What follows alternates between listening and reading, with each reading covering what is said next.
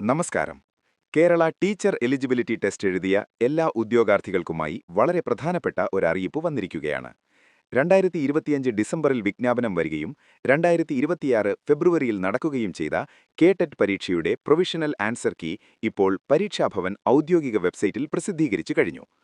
ഫെബ്രുവരി 21, 23 തീയതികളിലായി category 1, 2, 3, 4 വിഭാഗങ്ങളിൽ പരീക്ഷ എഴുതിയവർക്ക് ഇപ്പോൾ തങ്ങളുടെ ഉത്തരങ്ങൾ ഒത്തുനോക്കാവുന്നതാണ്. ഇതിനായി നിങ്ങൾ ആദ്യമായി ചെയ്യേണ്ടത് പരീക്ഷാഭവന്റെ ഔദ്യോഗിക വെബ്സൈറ്റായ ketet.kerala.gov.in സന്ദർശിക്കുക എന്നതാണ്. വെബ്സൈറ്റിന്റെ ഹോം പേജിൽ തന്നെ ഇടതുവശത്തായി പ്രൊവിഷണൽ ആൻസർ കീ ഡിസംബർ 2025 എന്ന ലിങ്ക് നിങ്ങൾക്ക് കാണാൻ സാധിക്കും. ഈ ലിങ്കിൽ ക്ലിക്ക് ചെയ്യുമ്പോൾ കാറ്റഗറി 1 മുതൽ 4 വരെയുള്ള പ്രത്യേക ലിങ്കുകൾ പ്രത്യക്ഷപ്പെടും.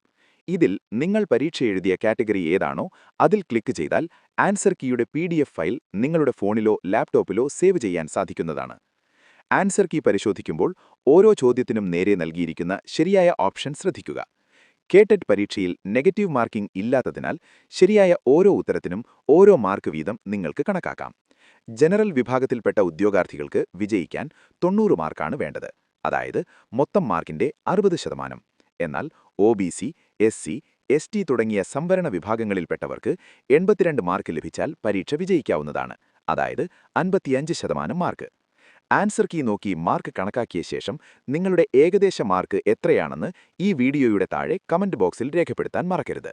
ഇനി ആൻസർ കീയിൽ നൽകിയിട്ടുള്ള ഏതെങ്കിലും ഉത്തരത്തിൽ നിങ്ങൾക്ക് തർക്കമോ പരാതിയോ ഉണ്ടെങ്കിൽ അത് അധികൃതരെ അറിയിക്കാൻ അവസരമുണ്ട്.